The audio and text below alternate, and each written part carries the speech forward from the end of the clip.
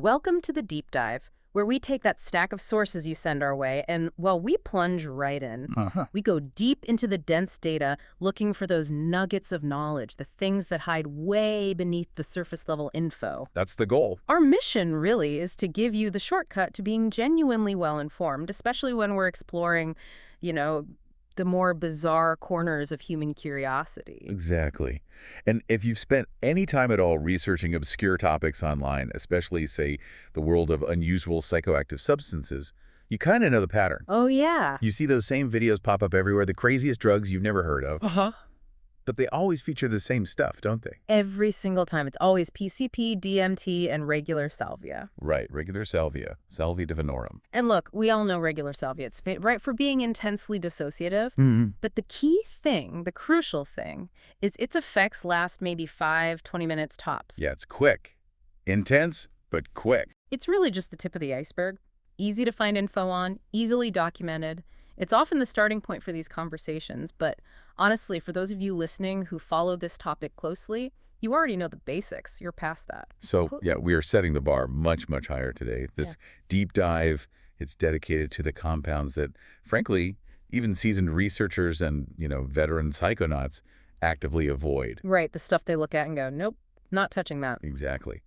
We are talking about truly bizarre, obscure, and potentially catastrophic substances. We're calling them the cursed chemicals. Cursed chemicals. I like it. It fits. These are the chemicals sitting deep, deep beneath that informational iceberg. And why? Because their effects are known for, well, terrifying duration, or extreme potency, or sometimes just outright neurotoxicity. They're bad news. We've got a really fascinating and honestly pretty disturbing list of sources today. They connect these lab-synthesized failures with, naturally occurring nightmares. Yeah, it's a weird mix. And our source material promises that the deeper we go here, the crazier the chemistry actually gets. It definitely seems that way. So let's dive in. Let's unpack this first truly cursed chemical. It's a close relative of that infamous leaf, salvia, but it's known as salvinorin B. People call it super salvia. Okay, yeah. Super salvia. To really get the horror of salvinorin B chemically, it's B-thoxyamyl ether. You kind of have to put it next to its relative, salvinorin A. That's the active compound in regular salvia. Right. But calling them cousins, well, it's wildly misleading. How so? The relationship is more like comparing a gentle little stream to a full-on runaway tsunami. It's that different in scale. Wow. Okay. And the sources are specific about why. Right. They get pretty technical. Oh, absolutely. Chillingly specific. The National Library of Medicine identifies salvinorin B as an extremely potent and highly selective kappa opioid receptor agonist. Okay. Break that down for listeners maybe not familiar with the pharmacology. Kappa opioids. Right. So kappa opioid receptors, they're notorious for inducing dysphoria. That's like this crushing feeling of unease, disconnect, just feeling bad. It's the opposite of the euphoria you might associate with, say, mu opioids like morphine. Gotcha. So it hits the receptors that make you feel awful. Pretty much. And this is where the fundamental warning really lies. Yeah. Stronger is demonstrably not better here. Not at all. Right. More potent doesn't mean more fun in this case. Definitely not.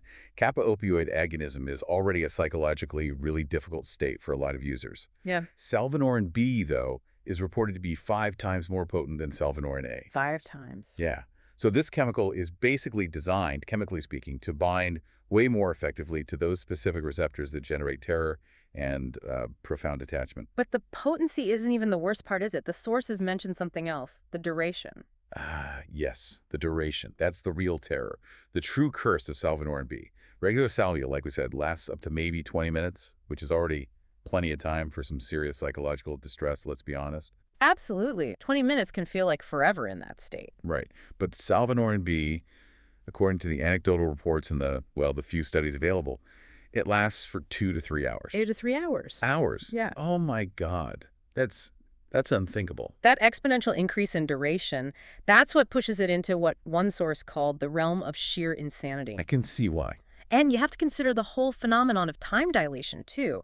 It's really well documented. It's a hallmark of these breakthrough-type psychedelics like DMT and salvia. Right, where time just stretches and bends in impossible ways. Exactly. Time dilation means The subjective experience, how long the trip feels, lasts vastly, vastly longer than the actual clock time in the real world. And this is where you get those really mind-bending stories, right? Even with the shorter stuff. Totally. When people have a breakthrough experience, meaning they completely lose awareness of this reality, that short physical duration, maybe 15 minutes, can translate into what feels like decades of subjective time. We pulled a few reports just to illustrate this, even for the shorter acting compounds. Okay, yeah, give us an example. So one user report from a DMT forum, it's a powerful example, they described feeling like they, quote, lived an entirely different life in the DMT world. It felt like 10 years or so.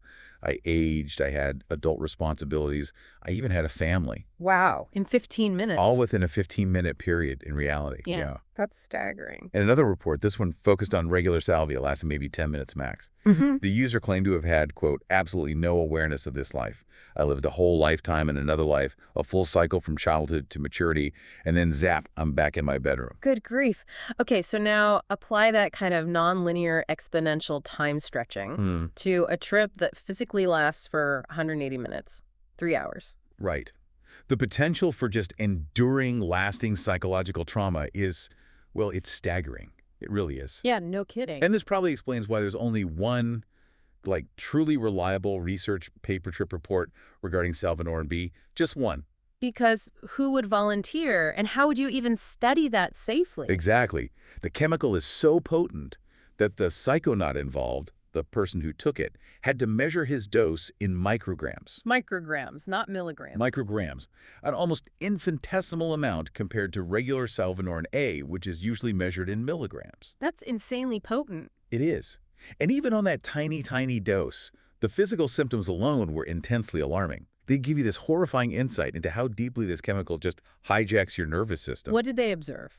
Observers noted that the psychonaut's head started to retract, sort of pull back. His facial expression froze in this frighteningly blank way, described as if he were having a stroke. Okay. His hands adopted this strange, slow pose, almost like a puppet.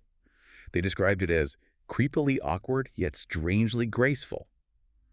And the subject later reported having absolutely zero memory of doing any of this physically. Well, totally disconnect. Total disconnect. And when the subject finally broke through, mentally, the description of reality was just pure, abstract, cognitive terror. How did he describe it? His perception was that his mind was, and I quote, a manifestation of the movement of a five-dimensional object through a four-dimensional membrane. Okay, I need a physics degree to even unpack that sentence. Right. It's a level of dissociation so profound, it basically requires a background in advanced physics just to attempt to describe the loss of self. That is deeply weird. But if that sounds too abstract, you said there was another report. Less reliable, maybe, but... Yeah, less reliable, certainly not a formal study, but infinitely more bizarre. It's from a career chemist who actually synthesized the compound himself. Oh, wow. And this chemist titled his report simply, I cannot comprehend what happened. That doesn't sound promising. Not at all. This report detailed a full transportation, like a complete shift into an entirely different, fully realized life, set in the 1950s. What? Like time travel? Effectively, yeah. Initially, the trip involved the typical kind of impossible psychedelic events, being grabbed by a creature, being thrown into space, that sort of thing. But then it stabilized. It settled into a new, consistent reality. Okay. The chemist described walking around a town he didn't recognize at all. He found a newspaper stand, picked up a newspaper, and was able to read every single article. And it was specifically dated August 6, 1953. He could read it. It wasn't just gibberish. Nope, perfectly legible. And this wasn't just some fleeting vision either. He claimed to have full memories of the life he was inhabiting in the 50s. Full memories? Yeah, the childhood, the school years, his first job, everything belonging to this other person. All while his physical body just sat there, inert, for hours. That's beyond comprehension. The idea that a chemical could create not just a vision, but a deep memory simulation of a whole different timeline. It's truly astonishing. But for you listening, the key takeaway here is the sheer, utter loss of reality compounded by that extreme duration. Right. When you combine 5 times the potency with, 15 times the duration, you're venturing into a domain where the risk of sustained psychological damage is just astronomical. Yeah. That is the definition of a cursed chemical right there. Absolutely. Utterly chilling. Okay, let's try and shift gears. Let's move from the cursed realm of potent psychedelics to the corrupt world of synthetic neurotoxins. Okay. We're talking now about 4-CMA, a substance that truly represents, like you said, the rest of that iceberg, way below the tip of recognizable street drugs. Right. And here we get into the world of research chemicals, or RCs. RCs. These are basically synthetic compounds that were, Frankenstein together in pharmaceutical labs or academic labs. Often the goal was to try and improve on existing drug structures. Like making a stimulant last longer or have fewer side effects, that kind of thing. Exactly. But the vast, vast majority of these RCs, they fail. They either turn out to have terrible side effects, or they just aren't medically useful, or sometimes the funding just dries up and they get forgotten. And 4-CMA is one of those failures. A perfect example of failed experiment. It was synthesized way back in the 1960s. Initially, the idea was it would behave like a potent amphetamine, a strong stimulant. But the scientists testing it got a bit of a surprise. While it did have some stimulant properties, it actually showed more of a subtle, kind of mildly pleasant antidepressant type effect. Not what they were aiming for. Not at all. Yeah. But that mild pleasantness, combined with the fact that it was legally obscure, nobody knew what it was. Ah, I see where this is going. Yeah, it made it extremely attractive to the black market. Drug dealers realized they could press this unknown chemical into recreational pills, maybe sell them as MDMA or ecstasy. And get around the drug tests. Exactly, evading authorities who were only testing for the known substances. And sure enough, 4-CMA was first identified at major European festivals, places like Tomorrowland, back in 2015, and it kept popping up in drug detection studies through 2019. Okay, so a mildly pleasant antidepressant effect. Why does that warrant a place on this list of horrors? It doesn't sound that bad compared to living an alternate life in the 50s.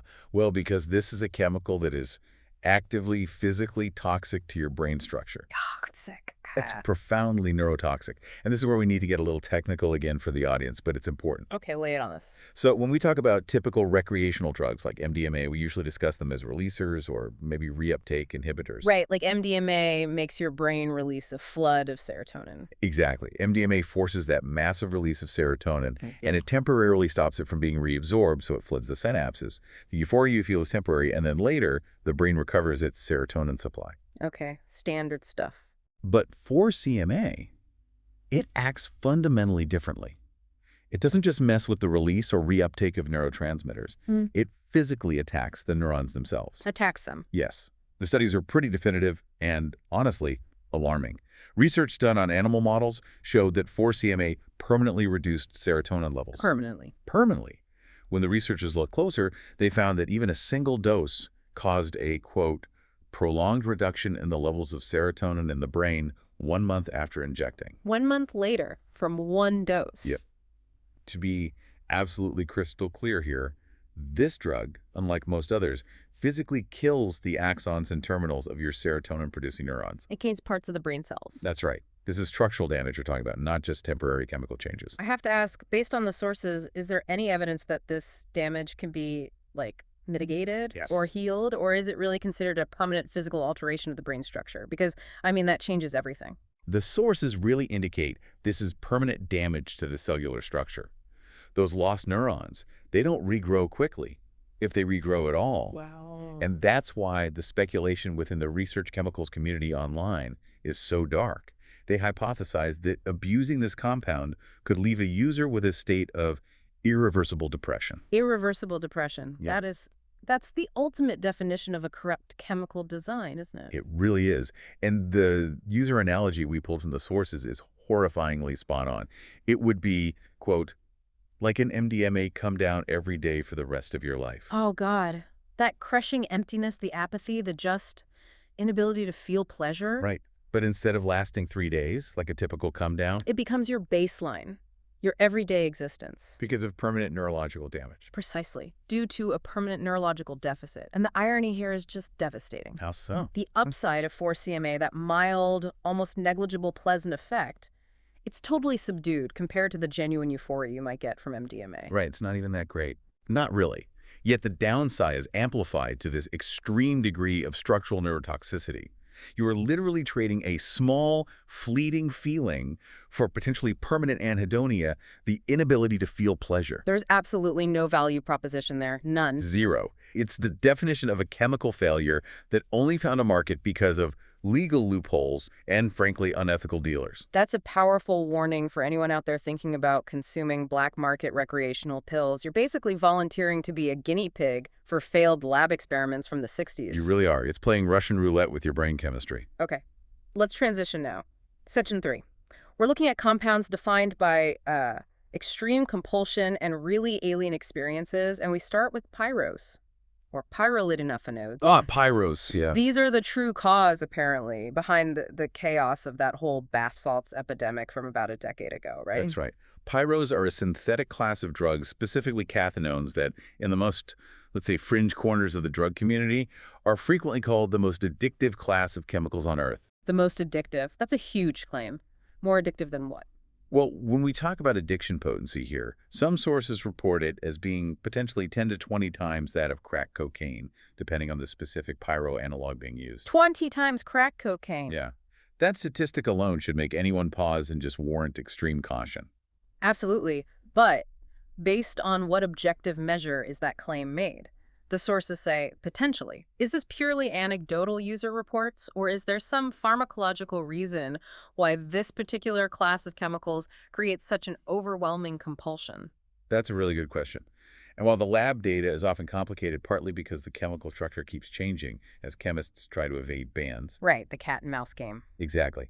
But the anecdotal evidence is so widespread and so consistent across reports that it strongly suggests a unique mechanism is at play. Pharmacologically, pyros are intense dopamine and norepinephrine reuptake inhibitors. Okay, so they flood the brain with feel-good chemicals like other stimulants. They do, but they seem to operate with this kind of relentless, almost manic efficiency. It's like they bypass the brain's normal internal mechanisms for regulating pleasure or feeling satisfied, satiety. Okay, so the brain just doesn't get the signal to stop. That seems to be the effect. And this manifests in that terrifying compulsive loop the sources describe. The compulsive loop. Yeah. With most mainstream addictive drugs, even highly addictive ones, a user usually retains some small shred of willpower. They might decide, okay, I'll stop halfway through my supply, save some for later. Right, there's some level of control, even if it's weak. Exactly. But pyros users, they rarely, if ever, stop using out of sheer conscious willpower. They seem compelled to redose continuously, over and over. Until. Well, bingers typically only end when the body or the mind completely gives out. Gives out how? This usually means one of two things. Either the user becomes full-blown psychotic delusions, hallucinations, paranoia, and ends up being hospitalized, maybe in a psych ward, or, in what you might call a slightly luckier scenario, they start experiencing such extreme paranoia, maybe seeing shadow people, that they actually become scared enough to flush their stash down the toilet. So fear is the only off-ramp, basically. Not willpower. Often, yes. But even that act of self-preservation, flushing the drugs, is immediately challenged by the compulsion. How so? Our sources included this terrifying caveat that powerful compulsion is so immediate, so overwhelming, that some users have reportedly flushed their stash and then immediately started trying to sewer dive. Sewer dive, you mean? Yeah. Frantically trying to recover the drugs they just flushed right out of the toilet or pipes. The need for the substance completely overcomes the immediate fear of psychosis or whatever drove them to flush it. That's horrifying, the level of compulsion that implies. It's extreme, and we have to remember the context here, that whole bath salts epidemic. It was just chaotic, an unregulated mess. Right. As soon as one specific chemical structure, like the notorious MDPV, got banned, Yeah, I remember MDPV. drug sellers would just hire these, quote, armchair chemists on dark web forums. People who could tweak the molecule slightly. To make something technically legal again. Exactly. Creating a slightly different, entirely untested structural analog, a new research chemical.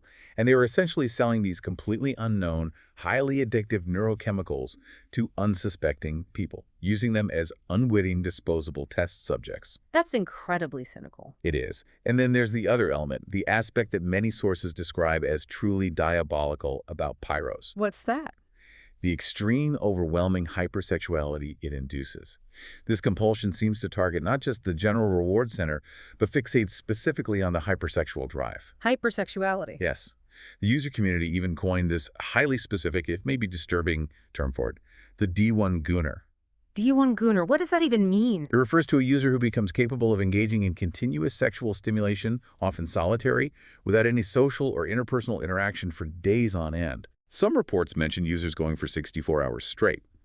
The sources suggest users become completely absorbed in this process, this single loop, until they literally pass out from sheer physical exhaustion or require urgent medical intervention. My God, the physiological demands alone, not to mention the psychological intensity, Yeah, it completely hijacks basic survival instincts like sleep or eating. completely. Overwhelms them in favor of this manic, single-focused compulsion.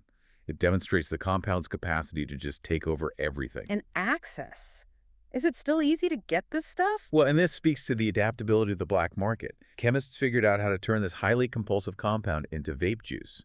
Oh no, not vapes. Yep. By vaporizing it, they created a substance that hits the brain almost instantly, bypassing digestion.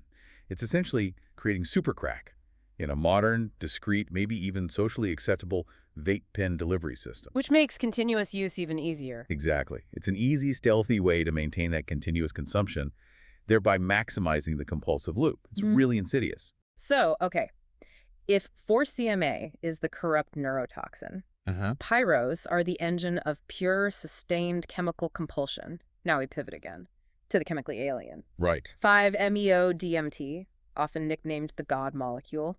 It's related to DMT, but sounds like it's much more intense and much less forgiving big brother. That's a very good way to put it. Yeah, 5-MeO-DMT.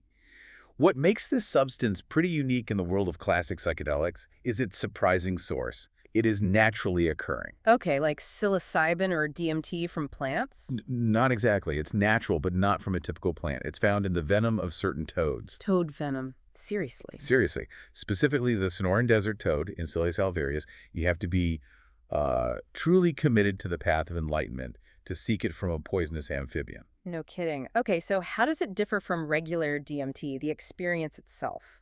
The sources draw a really sharp distinction. Yep. Regular DMT and NDMT, it's typically characterized by, distinct visuals, complex geometric patterns, maybe encounters with Machine elves and such? right, that sort of thing. And it often results in a profound, maybe spiritual experience. Even when it's terrifying, that often feels structured somehow. Okay, and 5-MeO. 5-MeO-DMT is often described more like a coin flip, a total gamble. Heads, you get a glowing spiritual experience, maybe ego dissolution, unity. Tails, you get an existential crisis of complete annihilation, just raw terror. A coin flip between bliss and annihilation. Great odds. Not exactly comforting, no. And if you land on the bad side of that coin, the duration just compounds the horror. How long does it last? Regular DMT, like we said, maybe 15, 20 minutes total. If you have a bad experience with 5-MeO-DMT, you could be trapped in that psychological state for up to 2 hours. 2 hours. That's 8 times longer than a bad DMT trip. Exactly. 2 hours of potential existential dread. And can you influence the outcome, like set and setting? Well, the sources emphasize that this substance, quote, doesn't care how nicely you treat it. Doesn't care. Yeah.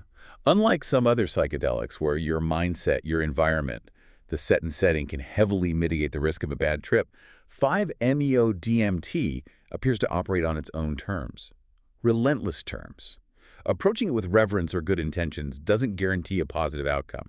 It seems much more volatile. That's unsettling. And the difference in psychological intensity, it's really evident when you look at the trip reports. Just the titles tell a story. Okay. If you look at titles for difficult experiences with regular DMT, they generally sound like standard psychedelic challenges, right? Ego loss, unprepared liftoff, maybe too much for a first time. Okay, yeah. Intense, but maybe manageable language. Right. They imply a difficult but maybe recoverable mental state. Now, compare those to the titles for the bad trip reports on 5-MeO-DMT. How do they sound? They sound like genuine crises. Things like existential horror, pure horror, facing psychedelic terror, and the deeply unsettling, unimaginable deaths of terror. Unimaginable deaths of terror. Plural. Plural. Yeah. And perhaps the most revealing title of all, especially for a compound nicknamed the God molecule, was simply, I ended up praying to Jesus Christ. Wow. That implies reaching a point of absolute, desperate psychological surrender. Completely. The consensus across many of these negative reports is often the overwhelming conviction that the user is actually dying, like right now. Or maybe that they've already died and are currently experiencing some kind of awful afterlife, or maybe even the void before life. That sense of impending doom. Right. And it's magnified by the terrifying fact that 5-MeO-DMT is one of the only classical psychedelics that actually has the capability to kill you directly through physical toxicity. Really? Not just indirectly, like someone doing something risky while high. No, directly. Typically, when we discuss psychedelic risk, The danger is indirect risky behavior under the influence. 5-MeO-DMT is different. How? What can happen? The sources document at least 2 reported deaths directly linked to it. The listed causes include suffocation after vomiting, while unconscious, lung shutdown, and cardiac arrest. Cardiac arrest. Yes, so this isn't just existential risk we're talking about. This is a true, documented physical threat to your central nervous system and your cardiovascular function. That fundamentally changes the risk profile compared to most other psychedelics. Absolutely. And the experience itself, even when it's not entirely horrifying, is often described as just fundamentally alien, non-human. Alien. Yeah. Yeah. One report mentioned feeling, quote, insanely weird, alien, and utterly cosmic, feeling like the user had somehow broken some type of fundamental rule and accidentally stumbled into a parallel, uninvited universe. Broken a rule, like you weren't supposed to be there. Exactly. That feeling. So you combine that intense, unrelenting psychological terror that can last for hours, couple it with the documented risk of your heart stopping. Mm. Well, that firmly cements 5-MeO-DMT as a genuinely cursed chemical in my book. Yeah, no argument here. Okay, moving on to our final chemical for this first deep dive, and this one is different. We encounter what the sources call the quiet horror. Ah, yes. The quiet one. This substance is easily available, looks completely innocuous sitting on a shelf, and yet causes profound, permanent physical brain damage. We are talking about duster, or air duster. And this is the chemical that the sources warn about with the most absolute clarity. The message is simple. You never, ever want to use this stuff. Ever. And the reason for that extreme danger, it's more insidious, more rooted in specific neurobiology than most people probably realize, right? Way more insidious, yeah. Ugh. First, we need to clear up the big misconception. About it being compressed air. Exactly. Despite the name, air duster is not compressed air. It's mostly refrigerant gas, often something like difluoroethane. And this gas is significantly heavier than air. Which is why people's voices drop when they inhale it. That deep, monstrous pitch. Precisely. The heavy gas temporarily displaces the air in their vocal cords, changing the pitch. It's a direct sign you're inhaling something much denser than air. Okay. So let's get into the science of this quiet horror. Painless brain suffocation. Hypoxia. Right. Hypoxia. The chemical mechanism is frighteningly efficient and really sneaky. When the gas is inhaled, it rapidly replaces all the oxygen in your lungs. But crucially, it also removes carbon dioxide. Why is removing CO2 important? Because that's the trick. Your body's automatic panic response, that desperate urge to breathe when you hold your breath, it's not primarily triggered by a lack of oxygen. It's triggered by the buildup of carbon dioxide. Chemoreceptors in your blood vessels and brainstem detect rising CO2 levels and sound the alarm. Ah. So if the duster chemical is actively removing CO2 or preventing its buildup? Your body is essentially fooled. It thinks it's inhaling normal air because the CO2 alarm isn't going off. You feel no panic, no choking sensation, no desperate need to gasp for air. While your brain is being starved of oxygen. Exactly. The user experiences euphoria, but that feeling, it's simply the brain's catastrophic byproduct of oxygen starvation. It's a side effect of brain cells dying. How long can the brain handle that? Not long at all. The human brain can only tolerate between 2 and 5 minutes of profound hypoxia before brain cells begin to die. Permanently. 2 to 5 minutes. And chronic abusers, they often use this substance for hours on end, or they keep inhaling until they pass out, which means they are actively killing brain cells for large portions of the day, every single day. That's devastating. And is it addictive? Does it create that compulsion? Tragically, yes. The compulsion to use duster seems to be immense. According to numerous anecdotal sources, reports from users, and addiction specialists, this is consistently cited as one of the hardest drugs in the world to quit. Harder than? Rivaling even the chemical compulsion we talked about with pyros, it gets its hooks in deep very quickly. Wow. The anecdotal stories are just heartbreaking because they show how fast this substance takes over. We found one Reddit user who detailed their very first time using it. The initial blast caused this overwhelming euphoria, and they instantly felt like they, quote, needed to feel this way for the rest of my life. Instantly hooked. Pretty much.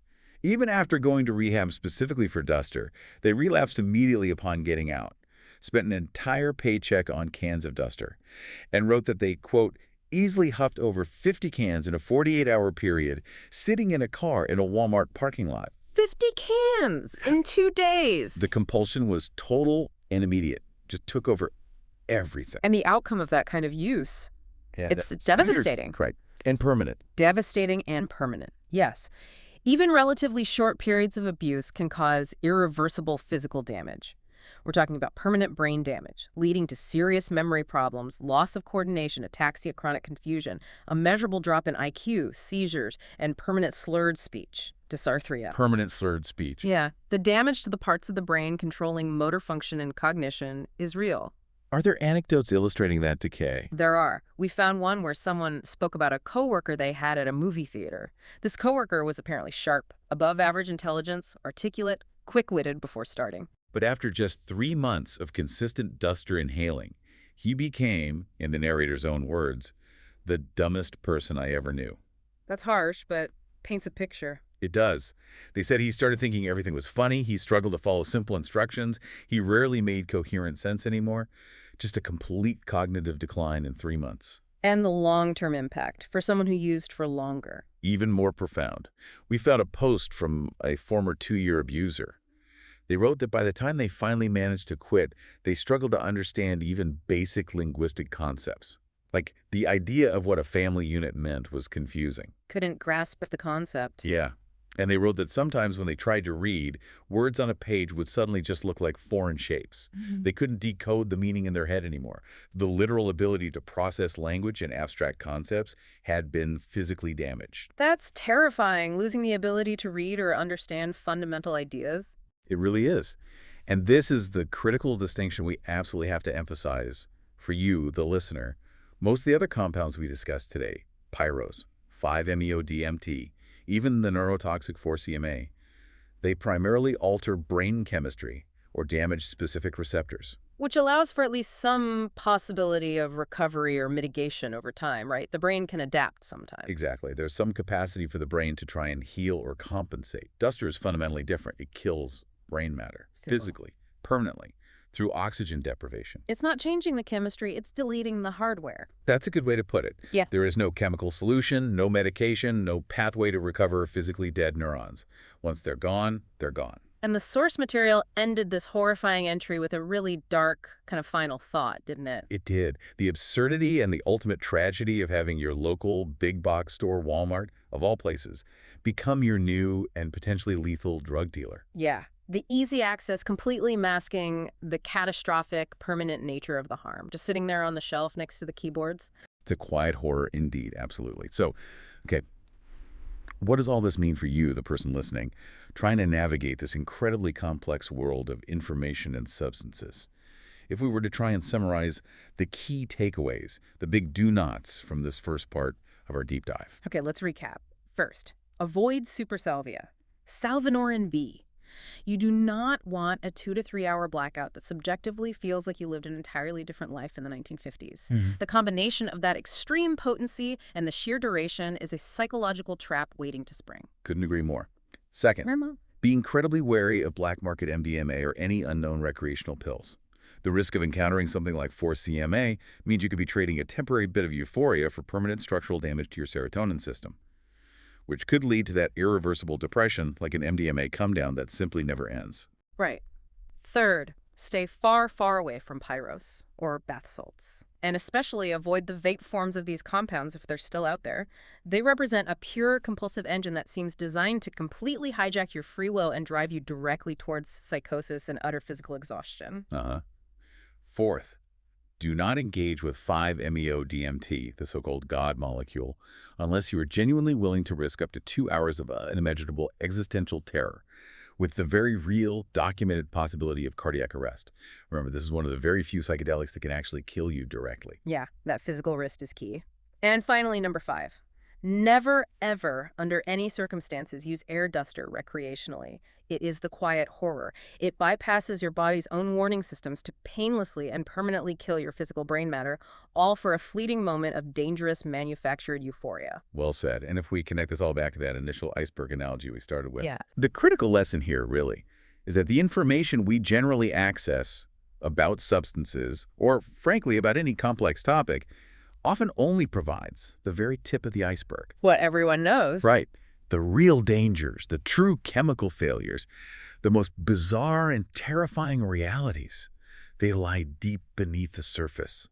They're in the unvetted, obscure corners of the research world, or they're the forgotten compounds that failed in labs for very good reasons. This deep dive has definitely been intense, and we have to end on kind of a provocative thought for you, the listener, to consider. Okay. Our source materials specifically stated that this list we just went through, this was only the first half of a larger list, Oh, lovely. and that the compounds slated for the next deep dive, should we do one, are apparently even crazier than the ones we just discussed. Even crazier than living a life in the 50s or having Walmart kill your brain cells. Apparently so. Which raises a pretty important question, doesn't it? Which is, If these are the horrors that sit just beneath the surface of general knowledge, what other, even more horrifying, little-known chemical risks exist out there that are so dangerous, or maybe just so obscure, they are almost never discussed? yeah.